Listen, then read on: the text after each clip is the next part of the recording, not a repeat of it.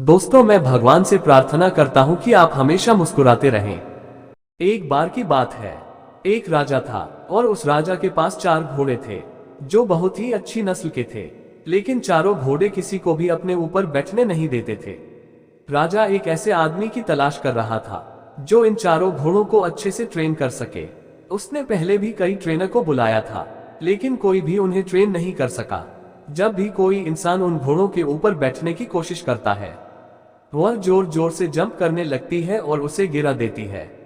बहुत से लोगों ने ट्राई किया, लेकिन कोई भी इसमें सक्सेस नहीं हो पाया। लेकिन एक लड़का उस राजा के महल में आता है और राजा से कहता है कि मैं आपके चारों भी घोड़ों को ट्रेन कर सकता हूँ। राजा ने उस लड़के से कहा कि तुमसे पहले भी कई लोगों ने ये ट्राई किया है, लेकिन बहुत से लोग इसमें जख्मी हो गए और कई लोगों की तो जान जाते जाते बची। दरअसल वह लड़का अपने आप पर बहुत ही ज्यादा कॉन्फिडेंट था और उसने घोड़ों को ट्रेन करने के लिए राजा से परमिशन ली। उसने कहा कि वह चारों घोड़ों को अपने साथ ले जाएगा और उनका ख्याल रखेगा, उन्हें उधर यह ट्रेन करेगा।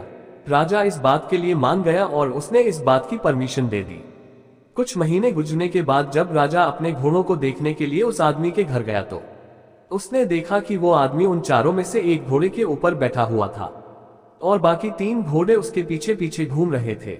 राजा ये देखकर हैरान हो गया और बहुत ही ज्यादा खुश भी, क्योंकि जहां पर सारे लोगों ने हार मान ली थी, वहीं इस लड़के ने उन चारों घोड़े को ट्रेन कर दिया था। राजा ने लड़के से पूछा कि तुमने ये सब कैसे किया। लड़के ने कहा, राजा साहब, ये चारों भी घोड़े बहुत ही अच्छी और अलग नस्ल के थे।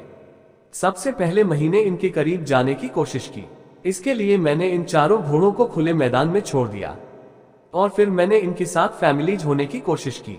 जब ये भागते मैं भी इनके साथ भागता, जब ये बैठते तो मैं भी इनके साथ बैठता, जब सोती तो मैं भी इनके साथ सोता और जब ये खाते मैं भी इनके साथ खाता, और इसी तरीके से मैं इनके साथ मिल गया। वह जो भी करते मैं भी वही करता रहा है।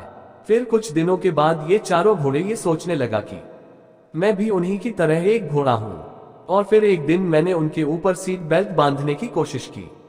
शुरू में उन्होंने सीट बेल्ट को फेंक दिया, लेकिन फिर कुछ दिन ट्राई करने के बाद उन्होंने उसे रहने दिया। फिर कुछ दिनों के बाद मैंने उनके ऊपर बैठने की कोशिश की और मैं बैठ गया, और थोड़े ही दिनों के बाद मैं उनकी सवारी करने लगा, और इसी तरह से मैंने इन चारों को कुछ ही महीनों में ट्रेन कर दिया। राजा के सामने उस लड़के ने एक के बाद एक उन चारों घोड़ों की सवारी की। ये देखकर बहुत खुश हुआ और उसने उस लड़के को कई सारी इनाम दिया, और उस लड़के को राजा ने सारे घोड़े का परमानेंट ट्रेनर बना दिया। अब अगर हम हमारी जिंदगी में देखें तो उन घोड़ों की तरह हमारे दिमाग में भी 4 तरह के घोड़े हैं, जिनके नाम एंजाइटी, गुस्सा, जेलसी और लालच है। और आपकी बुद्धि इन चारों की ट्रेनर है। आपको इन चारों कोनों को अपनी बुद्धि से यह ट्रेन करना पड़ेगा, तभी ये चारों आपके कंट्रोल में रहेंगे। और इससे भी पहले आपको इन चारों के साथ एक ट्रेन की तरह रहना पड़ेगा और इन चारों को अच्छी तरह से समझना पड़ेगा, तभी आप इन्हें कंट्रोल कर पाएंगे। सबसे पहले हम एंजाइटी की बात करते हैं, मतलब कि चिंता, परेशानी। हम सब जानते हैं कि किसी भी प्रॉब्लम के बारे में चिंता करना उसका सॉल्यूशन नहीं है, बल्कि उल्टा ये प्रॉब्लम को और भी ज्यादा बढ़ा देता है। हम हमारी एंजाइटी को सिर्फ अपने पॉजिटिव थॉट से ही कंट्रोल कर सकते हैं। आप एक जगह बैठकर यह सोचो कि आप जिस बात को लेकर चिंतित हैं, जिस प्रॉब्लम के बारे में चिंता कर रहे हैं, उसका एक परफेक्ट सॉल्यूशन ढूंढो। और हमेशा ये बात याद रखो कि हर रात के बाद दिन जरूर निकलता है, मतलब अच्छे टाइम के लिए बुरी टाइम से गुजरना ही पड़ता है। बस थोड़ा सब्र करो बुरे वक्त के गुजरने का। हमारे दूसरे घोड़े का नाम है गुस्सा। गुस्सा एक आग की तरह है जिसमें सबसे पहले वह चलता है। जो गुस्से में होता है उससे कभी भी किसी दूसरे को ज्यादा नुकसान नहीं पहुंचता है, ये सबसे ज्यादा उसे नुकसान पहुंचाता है जो खुद गुस्से में होता है।